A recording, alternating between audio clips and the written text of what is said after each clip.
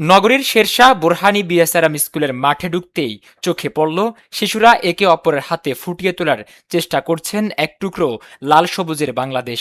একটু দূরেই বাস্কেটবল ছুড়ে দেওয়ার প্রতিটি চেষ্টায় শোনা যাচ্ছে বিজয়ের উল্লাস, কখনো ব্যর্থতায় ঘুরে দাঁড়ানোর দৃঢ়তা। মাঠের আরেক পাশে কেউ কেউ চোখ স্থির রেখে নির্দিষ্ট লক্ষ্যে মনোযোগ ধরে রাখার চেষ্টায়। চোখে মুখে ফুটে উঠেছে গভীর মনোযোগ আর কৌতূহল।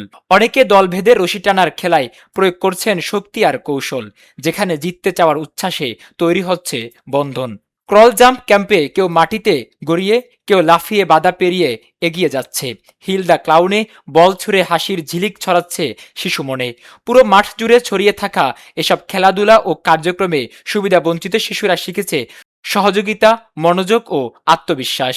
আর বিজয়ের মাসে নিজেদের মতো করে আনন্দ উদযাপন করছে ছোট ছোট বিজয়ের গল্প বুনে। মহান বিজয় দিবসের ৫৪তম বর্ষপূর্তি উপলক্ষে চট্টগ্রামে হ্যাপি স্ট্রিট ও বিজয়ের উল্লাস শিরোনামে ভিন্নধর্মী এই উৎসবের আয়োজন করেন বোরহানি বিএসআরএম স্কুল।